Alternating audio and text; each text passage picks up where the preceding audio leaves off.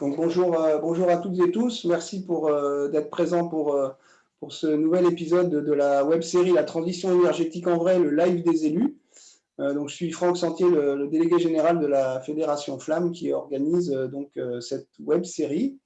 Donc merci d'être présent ce soir. Donc nous en sommes à l'épisode 3 de la saison 2. Et donc ce soir le sujet c'est « Et pourquoi pas un réseau de chaleur ?» Et donc, nous allons avoir trois témoignages d'élus, donc la commune de Rueil-Malmaison, la commune de Laméogon et la commune de Vars-Allières-Rissé. Donc, pour démarrer, juste quelques petits conseils techniques. Donc, merci aux participants non intervenants de garder vos micros et caméras coupés.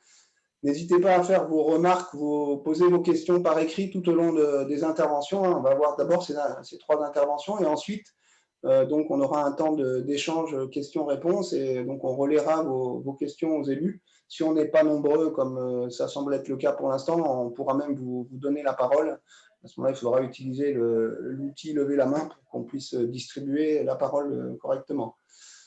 Voilà, donc pour vous présenter donc rapidement la Fédération Flamme qui organise donc cette web-série. Donc c'est la fédération qui regroupe l'ensemble des agences locales de l'énergie et du climat de France. Et donc, comme toute fédération, elle est là pour animer les échanges au sein de la fédération, partager les bonnes pratiques, non seulement au sein de la fédération, mais également partager ces bonnes pratiques à l'extérieur. Voilà, et c'est ce qu'on fait donc aujourd'hui, de diffuser les bonnes pratiques de la transition énergétique plus largement.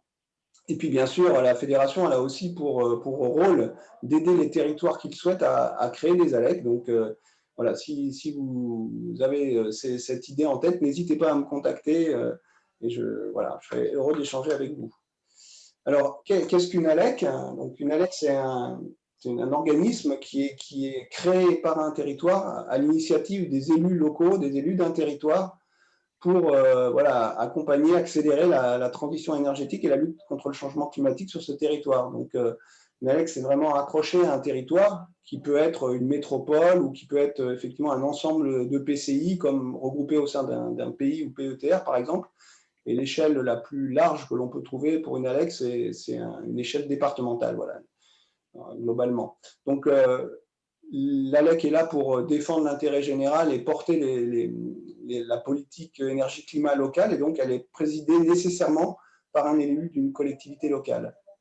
Par contre, l'ALEC est là pour aider, on va dire, contribuer à aider l'ensemble des acteurs et des usagers de ce territoire pour qu'ils s'engagent dans cette transition énergétique. Donc, ce qui fait on va dire la force de l'ALEC, c'est que ce sont des organismes qui sont présents dans la durée. Hein. Certaines ALEC ont aujourd'hui plus de 20 ans, même la plus âgée à 25 ans d'existence. Donc, voilà, donc c'est un partenaire de confiance et qui est présent dans la durée. Donc aujourd'hui, le réseau des ALEC, c'est en fait 40 ALEC, puisque la 40e ALEC a été créée très récemment, il y a juste une semaine ou deux sur la métropole de Strasbourg. Et donc, on a donc la joie d'accueillir cette 40e ALEC dans le réseau. Les ALEC représentent donc une force d'à peu près 500 salariés, donc spécialistes des sujets de transition énergétique et de changement climatique. Et elle couvre un territoire qui représente à peu près un tiers de la population française. Ces ALEC donc, ont un certain nombre de missions et elles portent en particulier des missions telles que les espaces info-énergie ou espaces conseil fer, comme on dit aujourd'hui, donc de conseils aux particuliers sur tout ce qui est économie d'énergie à la maison et rénovation énergétique. Donc les dispositifs de plateforme territoriale de rénovation énergétique également donc, permettent l'accompagnement sur des projets de rénovation énergétique de logements. Également un dispositif qui s'appelle le CEP, ou Conseil en énergie partagée, qui est de l'accompagnement des communes sur leur patrimoine pour les aider à effectivement avoir une réduction de la consommation énergétique et de la facture énergétique de la commune. Donc voilà, rapidement brosser le portrait. Et donc ce soir, on a la chance d'accueillir Madame Monique Bouteille, qui est maire adjointe de la Rueil-Malmaison dans les Hauts-de-Seine. Bonjour Madame. Bonjour. Voilà. Merci. Monsieur Jean-Marc Labbé, qui est maire de Laméogon dans les Côtes-d'Armor. Bonsoir, monsieur. Bonsoir à toutes et à tous. Et monsieur Thierry Laura-Ronco, donc, qui est également maire adjoint de la commune de Vars-Allières-Rissé dans l'Isère. Bonsoir, monsieur. Bonsoir à tous. Voilà, merci de votre présence ce soir et de vos témoignages. Et donc, vous allez être interviewé par des personnes, des ALEC de vos territoires. Donc, Tony Ferreira pour l'ALEC Paul de Paris-Ouest La Défense. Bonsoir, Tony. Bonsoir à toutes et tous. Voilà, Charline Laster, qui est à mes côtés de l'ALEC du pays de Saint-Brieuc. Bonsoir, Charline. Bonsoir à tous. Et Gaël Bogoto, donc, qui est chargé de mission à l'ALEC de la grande région grenobloise. Bonsoir Gaël. Et bonsoir. Voilà, donc les présentations étant faites, je ne vais pas occuper plus la parole et je vous laisse donc pour ce premier témoignage, donc Madame Monique Bouteille, interviewée par Tony Ferreira. La parole est à vous et je ferme l'écran. Voilà. Bien, bonjour à toutes et tous. Alors, on va commencer tout de suite l'interview. Madame Monique Bouteille, vous êtes maire adjointe déléguée à l'urbanisme et à l'écoquartier en mairie de Rueil-Malmaison et vous avez piloté le projet de réseau de chaleur géothermie sur la ville. Est-ce que vous pouvez nous en dire plus sur l'historique, sur le contexte de la mise en place de ce projet ? Eh bien, merci de nous donner l'occasion, d'une part, de partager avec tout le monde, mais aussi de confronter nos projets avec les deux villes qui vont présenter le leur et d'enrichir effectivement nos réflexions et puis, si possible, de répondre à des interrogations ou des inquiétudes que nous allons pouvoir lever peut-être vis-à-vis de nos collègues sur les autres communes. Alors effectivement, sur la création de cet écoquartier, qui remonte déjà au niveau de nos réflexions à 2012-2013, nous nous étions engagés sur un périmètre de 26 hectares à réaliser un certain nombre de logements pour lequel nous avions des ambitions environnementales et nous avions très vite, à l'échelle de cet écoquartier, envisagé d'avoir un réseau de chaleur. Ce réseau de chaleur, à l'époque, était envisagé avec un couple gaz et biomasse.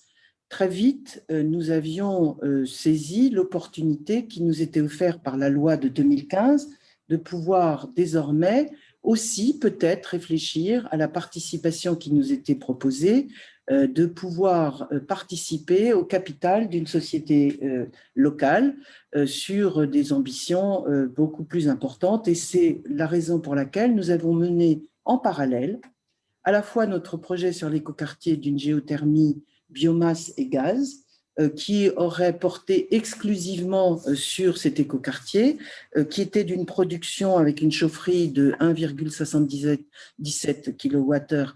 Donc, c'était quelque chose de plus petit, avec l'impact nécessaire que pourrait produire une biomasse sur les camions, sur un local qu'il nous fallait trouver au sein de cet écoquartier. Et bien évidemment, le projet est parti avec une DSP sur uniquement ce profil-là. Et puis, nos études se sont poursuivies grâce à cette loi et nous avons, à l'échelle de la communauté d'agglos que nous avions, entre la ville de Suresnes, la ville de Nanterre et nous-mêmes, envisagé de poursuivre des études avec ce groupe privé qui s'était manifesté auprès de nous avec un intérêt de poursuivre des études sur la géothermie profonde. Nous avions déjà écarté, compte tenu du périmètre et des études géologiques que nous avions menées, la géothermie superficielle qui nous aurait peut-être permis d'apporter un complément sur les bureaux, mais qui n'a pas été rendu possible. Donc, vous voyez que nous sommes partis avec des certitudes, une ambition de porter un réseau de chaleur, mais à quelle échelle, à quel type d'investissement, nous ne pouvions pas le savoir.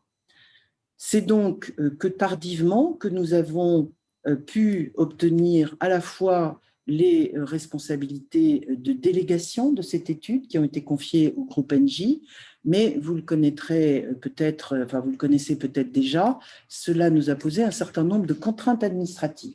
Donc voilà, l'historique du projet, c'est la libération de 26 hectares, un projet d'écoquartier et un projet, bien sûr, d'inscrire un réseau de chauffage à la dimension de cet écoquartier et aujourd'hui qui a évolué pour des raisons que je vais vous expliquer, mais qui ne sont pas que géographiques, de l'étendre à un périmètre beaucoup plus important puisque nous allons couvrir 25 km de circonférence et étendre jusqu'à non plus les 2500 logements qui étaient envisagés dans l'écoquartier, mais les 10 à 12 000 équivalences logements sur l'ensemble de notre territoire.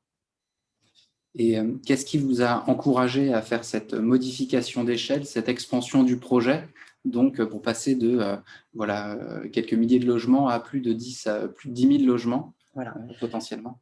Alors, une volonté, bien sûr, d'aller vers une ambition environnementale, de protection de notre environnement beaucoup plus forte, puisque nous étions déjà inscrits avec des actions que nous avons montées depuis plusieurs années, avec un agenda 21, avec une inscription dans les villes à énergie positive et dans tout le processus qui a été bien sûr accompagné par l'ADEME, accompagné par les actions que nous avons menées avec l'ALEC, l'agence territoriale, qui entre-temps n'était plus à l'échelle de notre communauté d'agglo des 3 villes, mais à l'échelle du territoire, avec la réunification de 11 villes à l'ouest parisien, et puis surtout les études qui nous ont permis de dire que bien que la géothermie profonde qui va chercher dans le Deguer une température ne soit pas aussi favorable à l'ouest parisien que ce que nous avons à l'est parisien, puisque à l'est, nous pouvons espérer une température d'environ 70 à 80 degrés, et qu'à l'ouest parisien,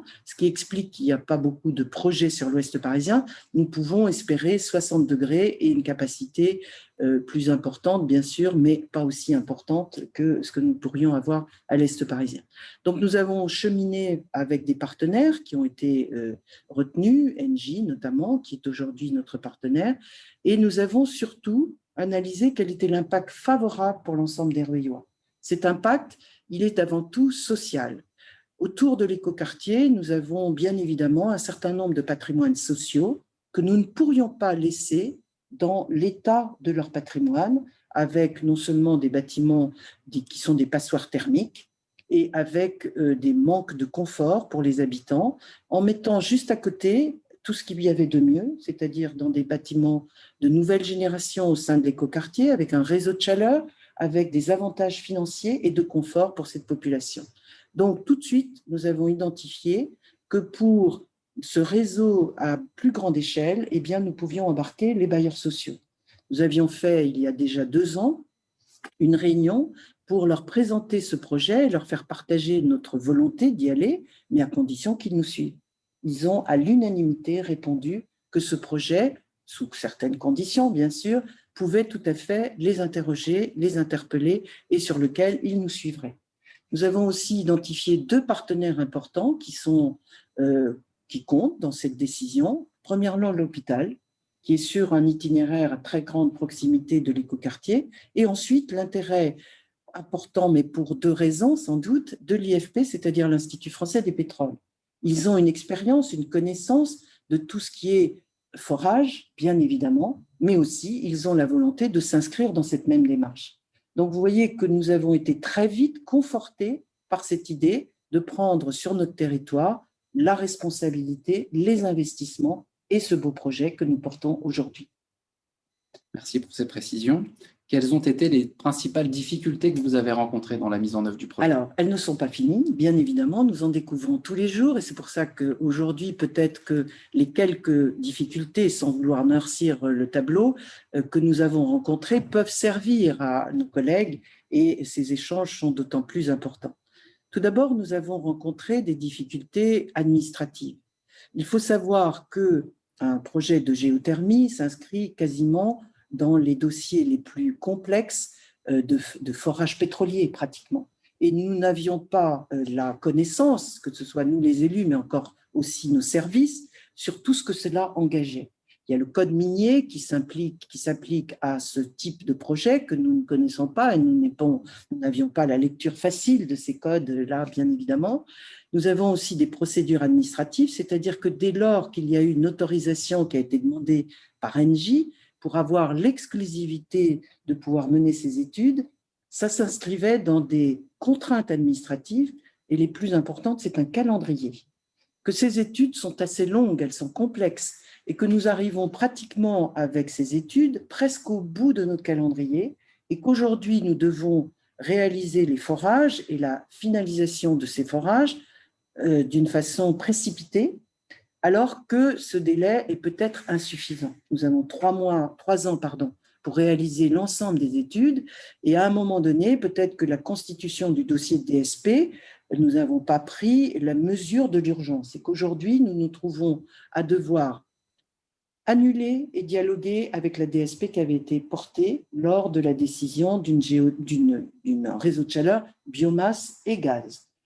Donc, ça suppose des négociations, ça suppose un certain nombre de choses, mais aussi porter des décisions rapides vis-à-vis de nos habitants et vis-à-vis des négociations financières auxquelles nous devons forcément arriver pour que ce réseau de chauffage offre un prix d'énergie et de complexe total énergie plus abonnement qui correspondent à un prix inférieur à ce qu'ont les bailleurs sociaux, notamment, à ce qu'ont l'habitude de payer les copropriétés. Et vous voyez que, voilà.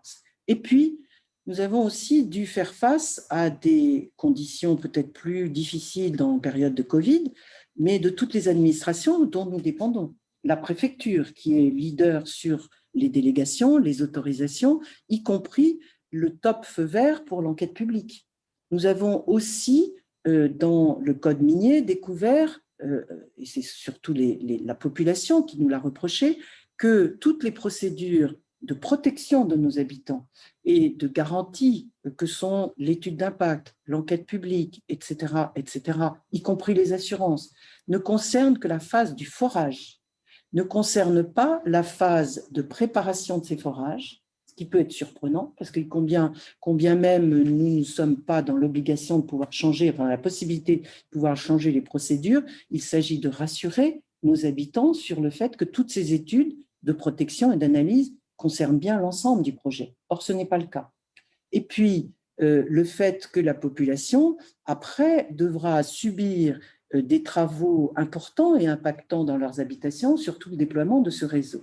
Et faire comprendre à nos habitants que nous allons nous inscrire sur un projet, certes vertueux, sur lequel l'impact pour la population est grave, puisque ce sont des travaux 24 heures sur 24, pendant 4 mois, et qu'ensuite qui vont être suivis par l'implantation du réseau qui va passer devant leur rue, et qu'en amont, il fallait aussi passer par un impact directement devant leurs habitations, des préforages et des études. Voilà, tout ceci nécessitait peut-être d'abord qu'on le sache, qu'on le comprenne, et que l'on puisse peut-être analyser toutes ces conséquences avant de lancer notre projet dans un délai qui est effectivement relativement contraint. Mais bien sûr, ça nous a amené à avoir un dialogue très fort, très objectif, très présent vis-à-vis de la population et de lever toutes leurs inquiétudes et de les accompagner, de mettre en place des réunions publiques. Nous en avons déjà fait depuis le mois de mars plus d'une dizaine. Nous allons continuer la semaine prochaine et d'être à l'écoute de nos habitants. Donc, c'est ce que nous faisons aussi, et de prévoir avec les écoles et avec la participation, bien sûr, de notre partenaire Engie, la pédagogie nécessaire qu'il faut mettre en place. Nous avons, bien sûr, aussi dû affronter les inquiétudes de certains élus, c'est naturel, ils doivent comprendre le projet, et d'accompagner, si nécessaire, les copropriétés pour le calcul, la compréhension et lever les inquiétudes qu'ils avaient, tant sur le plan financier que sur le plan des investissements qu'ils auront à faire. Donc voilà, c'est un chemin qui est long, qui est nécessairement à faire, à prendre en compte, mais qui est un projet d'avenir et sur lequel, bien sûr, nous devons assumer nos responsabilités. Et pour le bien de ce projet, je crois que nous sommes très mobilisés. Merci pour ces précisions. Est-ce que, donc, on voit que justement pour conforter un petit peu les riverains vis-à-vis des peurs ou en tout cas des interrogations qu'ils pouvaient avoir par rapport à ce projet, vous avez fait preuve de pas mal de pédagogie, vous avez mis en place des réunions comme vous l'avez évoqué.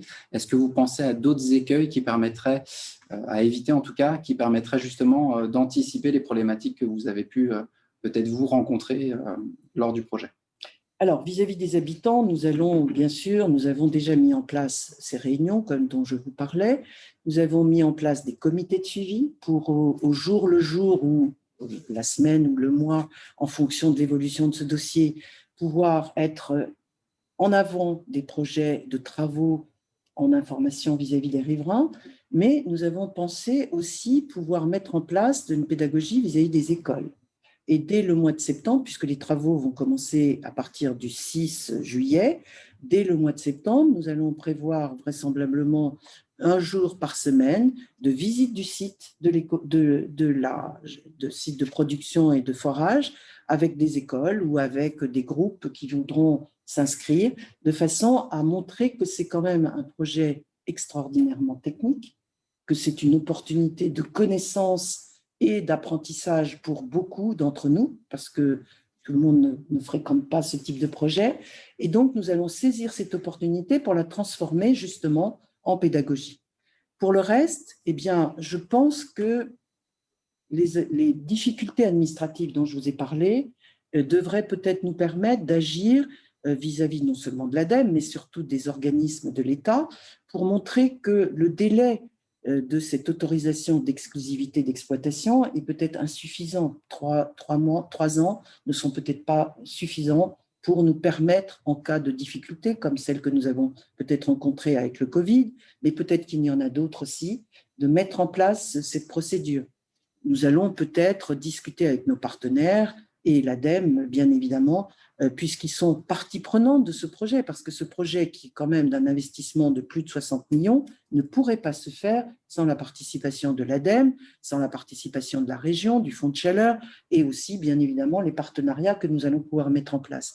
Donc, ça nous permettra d'aller plus loin, à la fois dans une analyse d'expérience, mais aussi de proposer pour les habitants, pour les publics, avec les partenariats qu'on a envisagés justement avec la LEC, de faire non pas des compensations, mais faire des partenariats intelligents.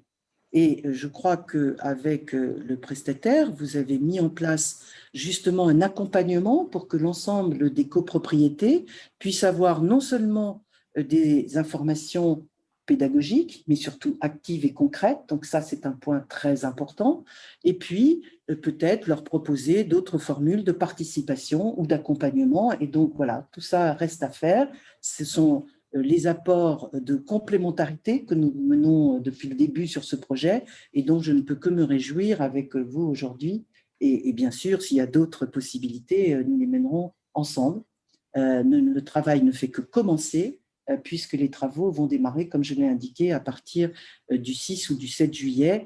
Je le rappelle, c'est un projet sur lequel les élus, les services techniques et tous les partenaires doivent assumer la difficulté de porter un tel projet, 24 heures sur 24, nuit et jour, pour les riverains, supporter les travaux, c'est une gageure que, bien évidemment, nous aurions pu éviter, mais nous ne voulons pas l'éviter parce que l'enjeu est plus important.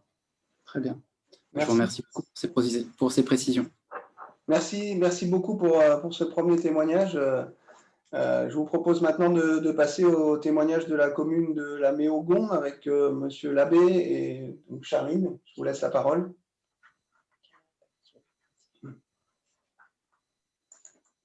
Oui, mais merci. Du coup, avec le témoignage de la Méogon, on va partir sur un tout autre projet. Beaucoup plus modeste. Beaucoup plus modeste. Donc, Jean-Marc Labbé, donc vous êtes maintenant maire de la Méogon, mais on est sur un témoignage, un retour d'expérience qui date un petit peu, mais ça va nous permettre de balayer l'ensemble du projet depuis sa genèse jusqu'à l'exploitation aujourd'hui du réseau de chaleur. Du coup, repartir du point de départ. Pourquoi, comment est venue cette idée d'un réseau de chaleur alors sur des bâtiments communaux? Si vous pouviez préciser voilà, l'idée de départ. Alors, on va juste recadrer la Méogon, hein. C'est une petite commune de 1320 habitants à l'ouest de Saint-Brieuc, donc dans les Côtes-d'Armor, à quelques kilomètres de la mer. Donc une charmante commune bordée de bois justement, et donc c'est ce qui nous avait un petit peu fait réfléchir sur l'opportunité d'avoir une chaufferie bois avec un réseau de chaleur. Alors, la genèse de ce dossier a démarré d'abord en 2008-2009. L'ALEC n'était pas encore créé sur le pays de Saint-Brieuc, mais il y avait un thermicien qui avait été embauché par Saint-Brieuc Armor Agglomération, donc qui faisait des audits de bâtiments. Donc, on a d'abord démarré avec un audit de nos bâtiments, un audit thermique, et donc on a d'abord démarré par l'isolation thermique extérieure donc de certains de nos bâtiments, en particulier le groupe scolaire. Et donc, on a continué de regarder un petit peu comment faire des économies d'énergie sur nos bâtiments. Et une fois que nous avons isolé nos bâtiments et mis, on va dire, réduire notre consommation énergétique, on a effectivement pensé à rénover nos chaudières, parce qu'on avait des chaudières gaz, des chaudières fuel qui commençaient à être obsolètes, et de réfléchir justement à un réseau de chaleur. Alors, ça a été assez long parce que dans une petite commune de 2315 habitants, on n'a pas de service technique, ou du moins très peu. On a juste 3 personnes, mais qui n'étaient pas du tout briefées et puis du tout habilitées à travailler sur une chaufferie bois. Donc, ce sont les élus qui travaillent quand c'est comme ça. Et puis, on s'entoure des compétences que l'on peut trouver de cabinets extérieurs. Et puis, entre-temps, l'ALEC était née et donc nous a évidemment bien aidé à l'aboutissement de ce projet, puisqu'il y avait un conseiller qui était dédié à ce projet. Donc, sur la chaufferie bois, donc c'est une chaufferie bois donc, qui a été initiée en 2011 et qui a été mise en œuvre en 2016. Et c'est un projet qui permet d'alimenter avec une chaudière de 150 kWh. Donc voilà, c'est un tout petit projet, mais qui permet d'alimenter 5 bâtiments et en ayant donc une bonne maîtrise des charges énergétiques sur notre commune. Donc c'est un réseau de chaleur de 160 mètres. Donc voilà, c'est pas très très grand, mais pour une commune comme la nôtre, c'était bien. Et dans la réflexion, j'entendais Madame l'adjointe tout à l'heure qui parlait d'un écoquartier. On a vu aussi modestement à notre échelle la volonté de fournir de l'énergie à un écoquartier et puis aux maisons qu'il y avait entre la chaudière bois et l'écoquartier que nous souhaitait faire. Donc de fournir en énergie et en eau chaude en particulier les maisons. Sauf que toutes ces maisons étaient BBC, donc RT 2012 et même un BBC+, on va dire, donc avec une volonté de la mairie d'avoir des bâtiments et des maisons plutôt à faible impact énergétique. Et donc, on n'arrivait pas à retomber sur nos pieds, on va dire, d'un point de vue financier, sur l'amortissement de ce réseau. Donc, on a décidé, à notre grand regret, parce qu'il y avait quand même quelques maisons qui étaient entre la chaudière et la chaudière bois et cet écoquartier, il y avait quelques maisons qui auraient pu être accordées également. Et donc, on a décidé de ne pas faire de réseau pour alimenter le privé. Donc voilà, donc c'est une chaudière une chaufferie bois donc qui est pilotée par les services techniques de la mairie, un peu par les élus aussi. À l'époque, moi, j'étais conseiller délégué à l'environnement et donc je suis devenu maire et donc c'est toujours moi qui ai les alarmes sur mon smartphone pour piloter les sondes et de temps en temps réguler les petits problèmes techniques quand ça arrive. Et concrètement, est-ce que ça a changé le confort dans les bâtiments? Comment les usagers des bâtiments voient ce réseau de chaleur? Alors effectivement, ça a changé le confort puisque voilà, la chaufferie alimente, je le disais, donc le groupe scolaire, à savoir donc l'école, la cantine, le centre de loisirs, la mairie et la salle polyvalente donc de la commune. Et donc on avait du mal à jongler, c'était des chaudières indépendantes donc qu'on allumait, globalement on appuyait sur un bouton et on n'avait pas de gestion technique de ces chaudières ou du moins très sur des systèmes vieillissants. Et donc, effectivement, on a couplé cette chaufferie bois à une GTB qui nous permet aujourd'hui de réguler avec des sondes justement dans les classes, dans la cantine, dans les différents bâtiments, en fonction de l'occupation. Et donc, on peut prévoir sur un calendrier électronique l'occupation des salles et en fonction de l'occupation des salles, on baisse ou on augmente la température de façon optimiser d'une part le confort des usagers et puis optimiser aussi nos consommations de bois. Donc, nous sommes plutôt en dessous de nos consommations prévues initialement et nous faisons aujourd'hui un petit peu plus de quasiment 17 à 18% d'économie d'énergie par rapport à ce qu'on faisait avant. Et si oui, pardon. Si du coup vous regardez dans le rétroviseur, quels ont été les principaux enseignements, peut-être les difficultés, quels interlocuteurs vous avez trouvés pour répondre à vos besoins tout au long des différentes phases de ce projet? Alors le premier, déjà, c'était d'aller voir d'autres chaufferies bois en Bretagne. Moi, à titre personnel, je suis allé en voir 18 sur de l'investissement entre le début du projet et la mise en marche de la chaufferie. Ça a dû me prendre un peu plus de 900 heures de travail bénévole. Pour justement mettre en place cette chaufferie. Donc, c'est un investissement sur des petites communes, c'est un vrai investissement porté par les élus, parce que ce que je disais tout de suite, on n'a pas toujours les services techniques adéquats pour pouvoir mener le projet. Donc, c'est un véritable investissement. Et on a été accompagné donc, par des bureaux d'études, évidemment, et surtout par l'ALEC, donc, qui nous a permis d'analyser les données aussi que nous donnaient les bureaux d'études, parce que voilà, moi, je n'avais pas de chauffagiste ou je n'avais pas de plombier dans mon équipe. On avait plein d'autres compétences, mais pas forcément des compétences techniques dans les chaufferies bois. Et donc, on apprend, comme on dit, parfois sur le tas. Et puis justement, avec les compétences des techniciens de l'ALEC et puis de compte rendu aussi d'élus qui avaient mis en place ce système sur leur commune. L'idée était d'échanger, de voir les écueils que certains avaient eus et de ne pas recommencer la même chose. Donc, exactement la proposition qu'on fait aujourd'hui, de pouvoir partager les retours d'expérience. C'est ça.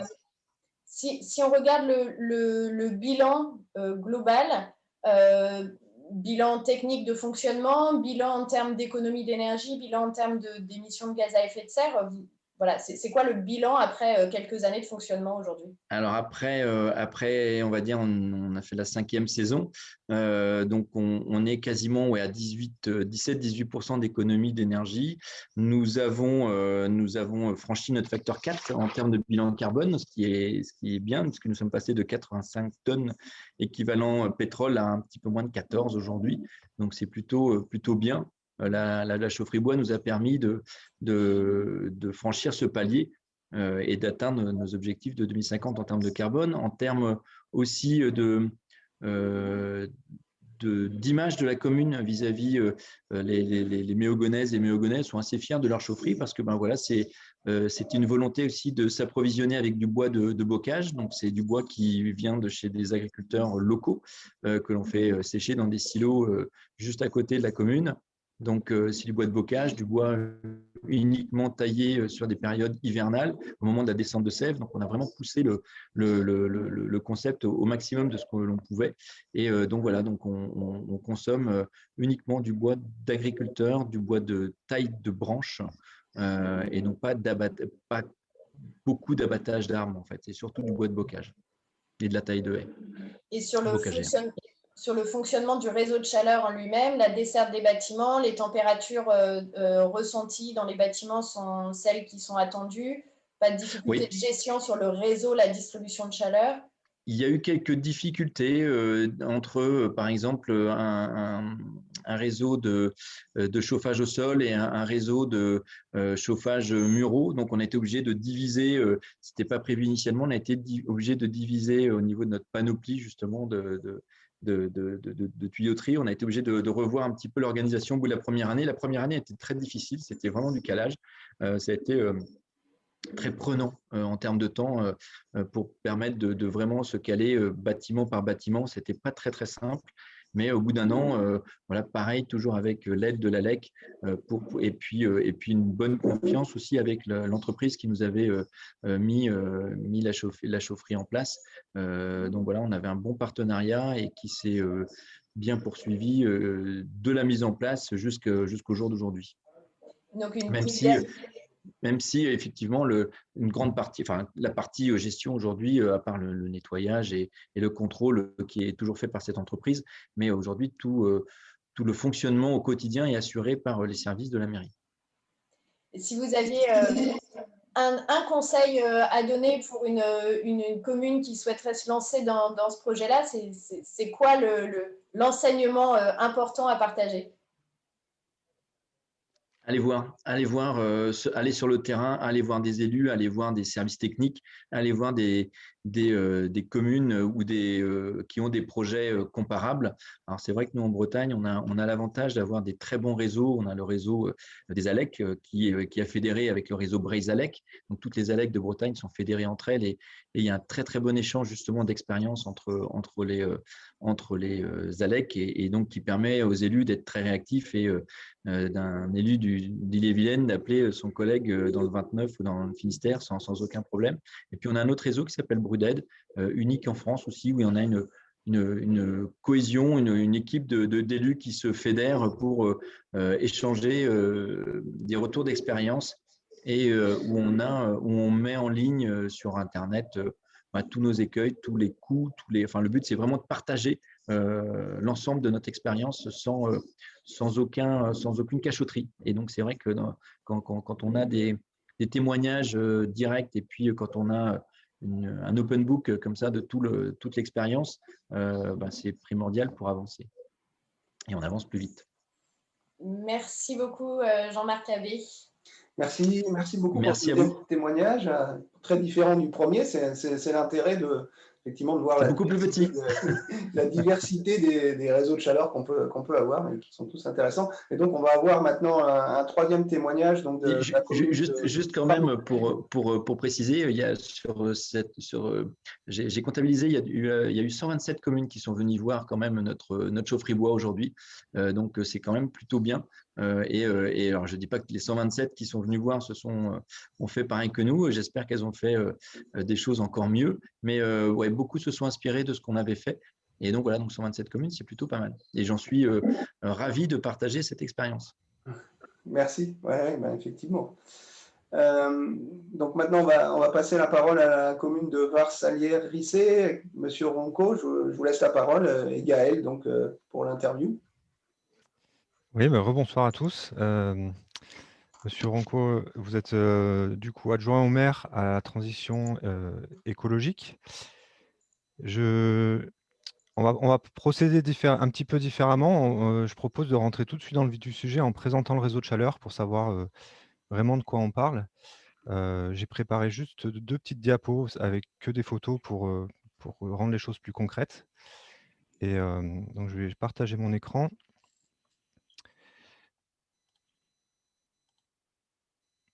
Voilà, et merci de contribuer à l'échange. J'espère que vous êtes prêts à accueillir 127 communes aussi pour le montrer.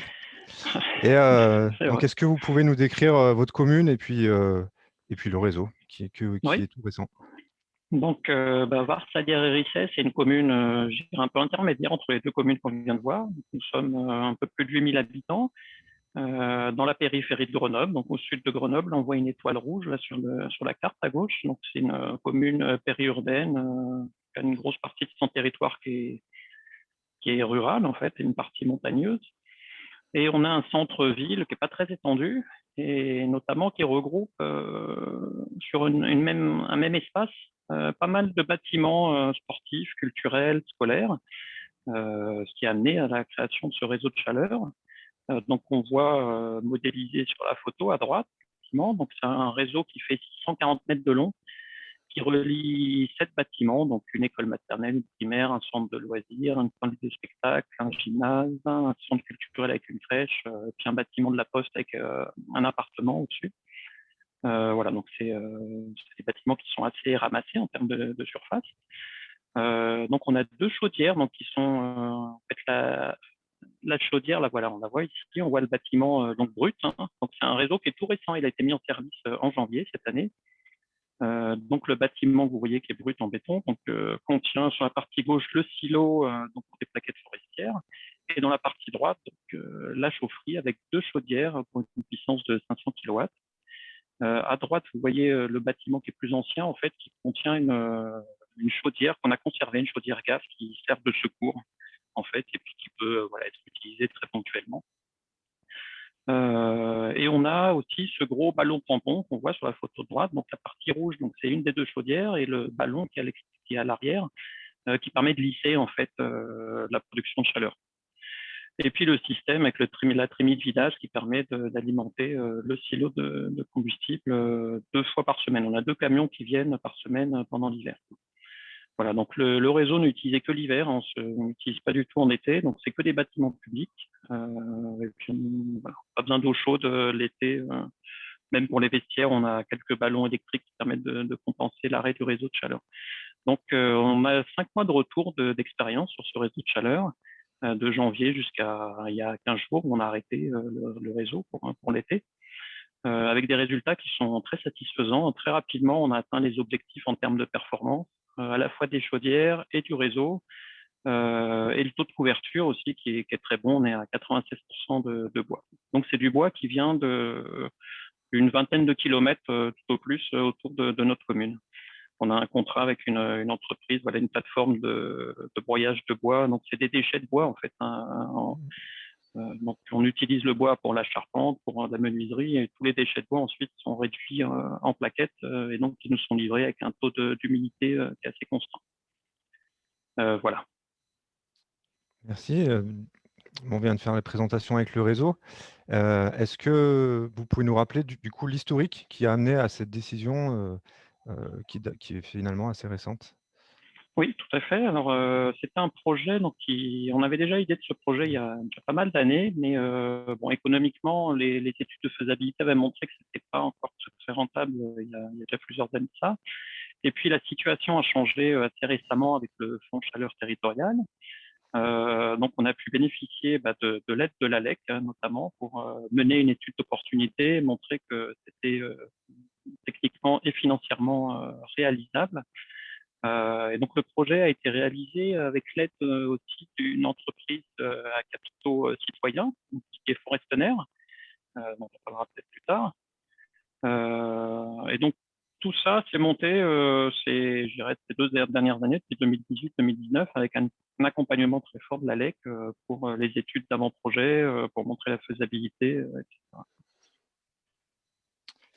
D'accord. Et c'est vrai que la particularité de ce réseau, c'est qu'il a été apporté par la société Forestener, comme vous le disiez, qui regroupe donc un bureau d'études, un fabricant de chaudières, Argasner, un exploitant local qui s'appelle Eolia et la SIC de financement citoyen énergie partagée. Et est-ce que vous pouvez nous expliquer justement la particularité de ce montage et qu'est-ce qui vous a décidé à choisir cette solution-là plutôt qu'une autre? Alors, c'est vrai qu'au départ, on avait la volonté de changer notre dispositif de chauffage pour avoir des moyens qui soient plus écologiques, hein. On a remplacé en fait pour partie du chauffage au gaz et pour l'autre partie du chauffage électrique, notamment dans le gymnase qui était très ancien, qui était plus du tout à jour. Donc, il y avait cette volonté d'avoir un meilleur impact environnemental, mais aussi on avait la volonté que budgétairement, ça puisse être réalisable avec nos moyens qui sont quand même assez limités. Et puis, cette possibilité, en plus de faire participer des citoyens au financement du projet, ça nous semblait très important parce qu'on se rend compte qu'on a de plus en plus d'habitants qui souhaitent participer activement, qui ne savent pas forcément très bien comment faire. Et donc là, dans ce projet-là, ça leur a permis d'apporter eux-mêmes une part de financement, voire d'intervenir en tant que bénévole dans l'entreprise Forestener ou l'entreprise énergie citoyenne qui est associée. Et donc, Forestener nous a proposé une offre qui était assez intéressante, qui en fait, on a un contrat de concession avec eux sur 20 ans.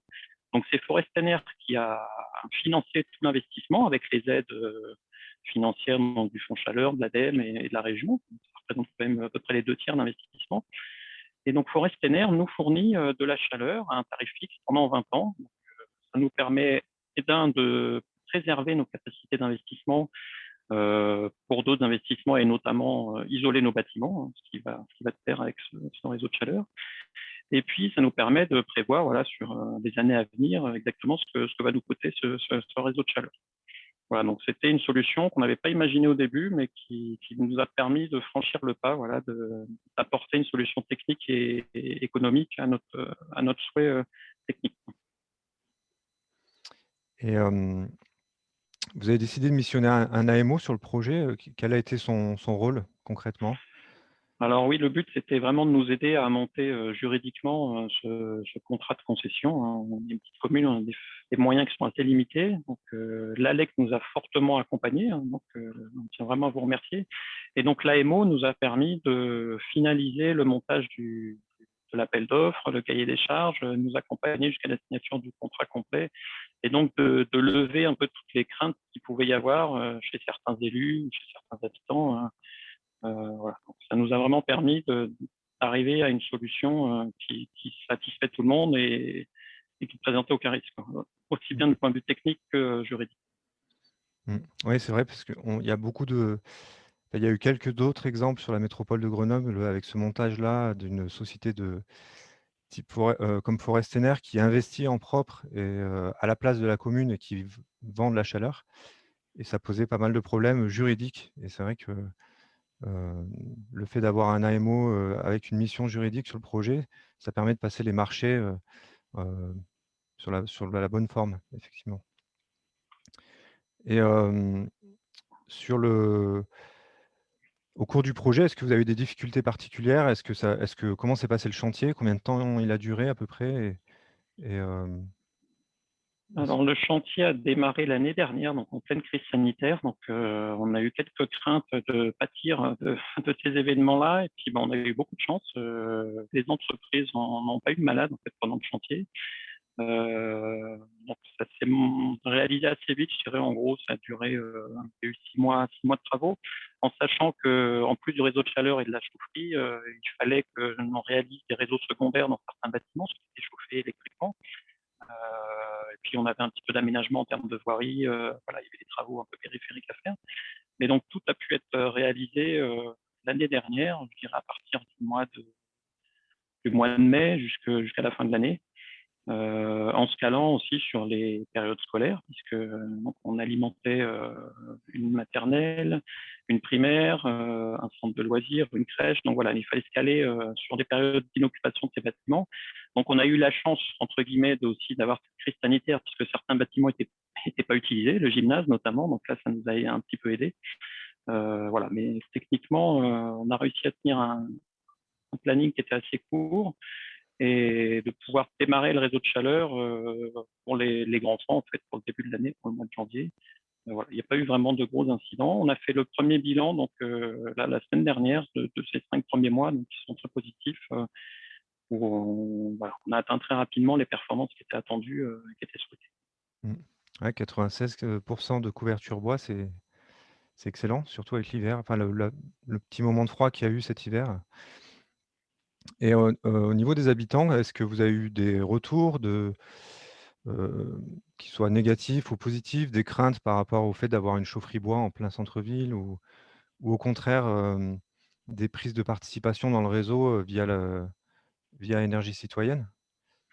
Alors, il y a eu, je dirais, deux réactions des habitants. Une première réaction de grande satisfaction sur le fait de passer d'une énergie gaz ou électrique à une énergie bois locale en plus, hein, vraiment du bois local. Et puis même les Forestener et leurs partenaires sont toutes des entreprises de l'agglomération.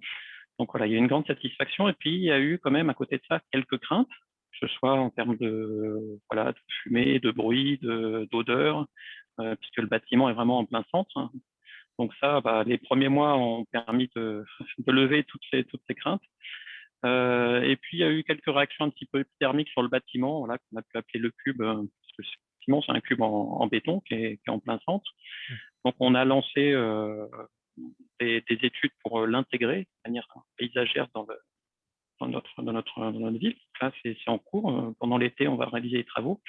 Et puis par ailleurs, en fait, vous parliez donc des 127 communes qui ont visité la commune de Mauguéant. Alors, on n'en est pas encore là, hein, loin de là. Par contre, c'est vrai qu'on veut vraiment utiliser ce bâtiment, donc qui est en plein centre, comme outil pédagogique pour les scolaires. Donc ça, c'est prévu aussi dans notre contrat avec Forestener. Donc il y a des accompagnements qui vont être faits tous les ans vis-à-vis des écoles pour les faire visiter, leur parler du bois énergie, etc. Mais aussi vis-à-vis des adultes. Donc, on veut vraiment utiliser ce bâtiment qui est en plein centre pour pouvoir partager sur la transition énergétique, sur la qualité de l'air, enfin, voilà, sur toutes ces problématiques qui concernent tout le monde. Et puis, comme vous le disiez aussi, ça a aussi servi à motiver des habitants de notre commune pour investir leur argent dans les entreprises citoyennes dont on parlait tout à l'heure. Donc, il y a eu l'Assemblée générale de Forestener chez nous il y a 15 jours, et celle d'énergie citoyenne, donc, qui fait également du photovoltaïque. Donc, elle a eu lieu hier dans notre commune également, avec une visite de la chaufferie. Super. En tout cas, en tant qu'ALEC, je retiens le message de partage et on n'hésitera pas à inviter d'autres élus à venir vous voir pour s'ils veulent faire la même chose sur leur commune. Volontiers. Très bien, bah merci. Je pense qu'il y a encore peut-être un petit temps de questions. Oui, merci. Merci beaucoup pour ce troisième témoignage. Alors, voilà, il n'y a pas grand monde ce soir, mais bon, ça va être diffusé ensuite sur la chaîne YouTube de Flamme, donc on aura l'opportunité de partager cette expérience plus largement. Mais les personnes qui sont là, si vous voulez intervenir, alors du coup, vous pouvez intervenir oralement, parce qu'on n'est vraiment pas nombreux, donc n'hésitez pas. Si vous avez des questions à poser aux élus, il faut en profiter. Est-ce que les élus peuvent interroger d'autres élus? Ah bah bien sûr, c'est ouvert. S'il n'y a pas de questions, je voudrais d'abord rassurer Monsieur l'abbé sur l'investissement des élus. Que ce soit dans une grande ville ou dans une petite commune, effectivement, il faut que ces projets soient bien portés par les élus et il faut apprendre. Il faut apprendre en quoi consistent ces projets, parce que même dans les grandes communes, la compétence de nos techniciens, de nos fonctionnaires, n'est pas forcément adaptée à ce genre de projet qui est tout à fait neuf, qui est tout à fait innovant et sur lequel nous ne pouvons pas démultiplier. Putain, c'est de l'autre côté en plus, ça coince.